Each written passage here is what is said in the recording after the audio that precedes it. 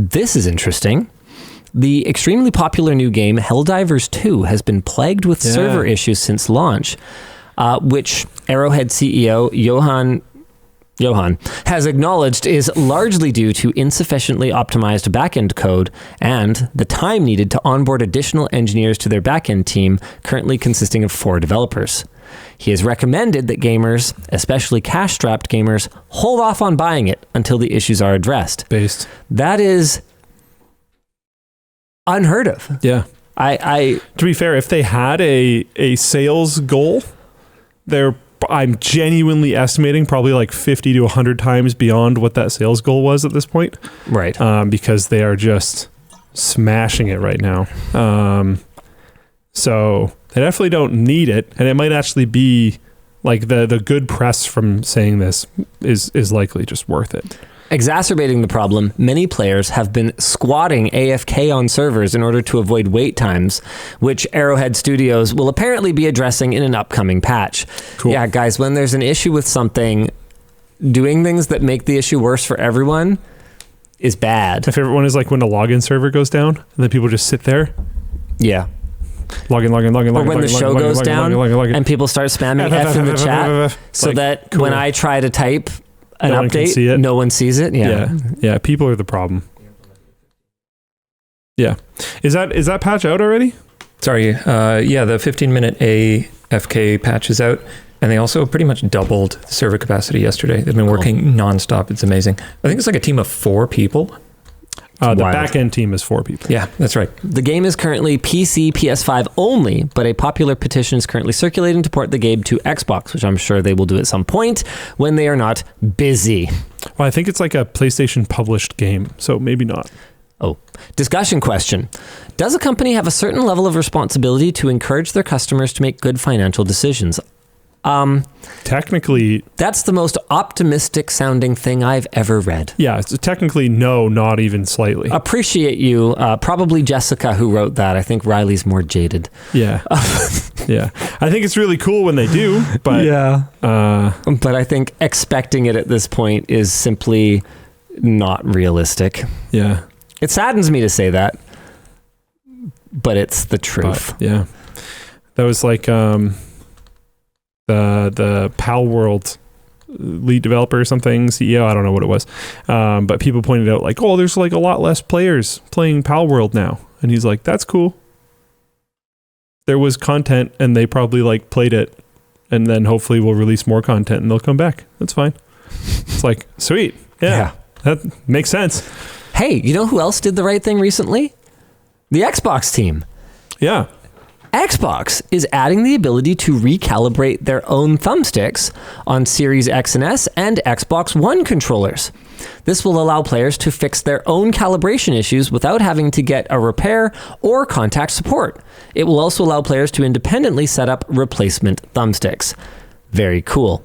In other news, earlier this week, Xbox announced that 4 previously Microsoft exclusive games, Sea of Thieves, Hi-Fi Rush, Grounded, and Pentiment, would all be coming to PS5, and the latter 2 would be coming to Switch. Is platform exclusivity just like dead? I think to a certain degree. Is it buried? Maybe. Like, okay, we have a video coming that's a console tier list video.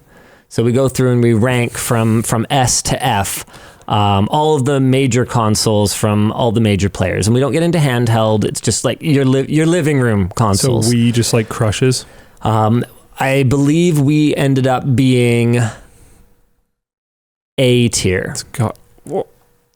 So, because, pause, wait, because one of our criteria was how well the game library holds up today. We factored in some historical significance. So like the Atari 2600 ends up with like a B or something, just because of how many groundbreaking things happened on that console. Okay. But But one of our major considerations was, how do the games for that platform hold up? And this was something that David and I talked about. He's the writer for it, and you know how passionate he is about games. Yeah. And he's super into the hardware side as well, but he's a very, very passionate gamer. This seems like a video that he would crush. Oh yeah, he killed it. He did a great job. Yeah.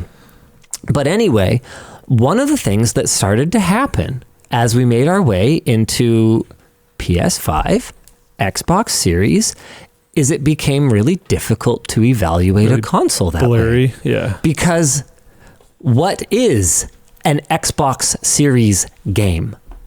We discuss how one of the struggles for the Xbox Series is that, unlike the 360, they haven't really had a box mover title. Not really, not to the degree that Sony has. Whether you're talking about Spider-Man or, Final Fantasy VII Remastered, or whatever the case may be. What do you mean? Halo? Okay, so A, no, and B, it's not exclusive. You can't shift boxes with software that runs on other boxes. Yeah. And Microsoft has really struggled. Not only is the Xbox Series underselling the PS5 by like 1 to 2 or something like that, according to the most recent numbers we were able to find. I'm surprised it's honestly like that low. Most of them are Series S. They're the basic one. They're not even selling their premium console. Not really. It's a non-factor in the current generation race. And so, we're looking at this thing and I'm like, okay, so Microsoft clearly saw the path here to be a gaming services company.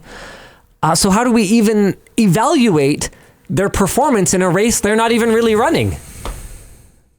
Yeah, that's interesting. And even the PlayStation 5, one of the challenges that we had evaluating its library was that over the first couple of years, because the PS4 had such an enormous install base and reasonably powerful still, over the first couple of years, we saw so many games with simultaneous releases on both of those platforms that it really was more akin to a PC release that runs okay on your older PC or runs great on your newer PC.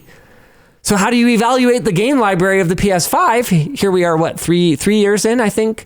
3 years since launch, when most of the games aren't PS5 games. They're PlayStation games. Yeah, I think too, it's I think the main blurring that's going to happen, like even with this announcement, some of them are going to PS5, but not, oh wait, no, they all are going to PS5. See, that's a little bit weird to me. More games coming to PC is not that weird to me. And I suspect PlayStation games, personally, I don't think we're going to see a ton of them coming to Xbox. Just bad blood or what? I think the reason why Xbox is doing this is so that they look less like a monopoly.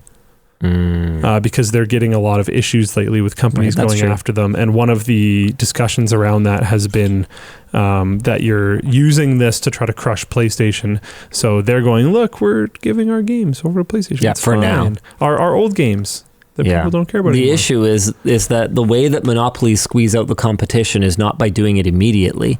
I was having an interesting conversation with someone about Uber's trajectory, or like Uber's path to profitability. They're profitable now for apparently the first time.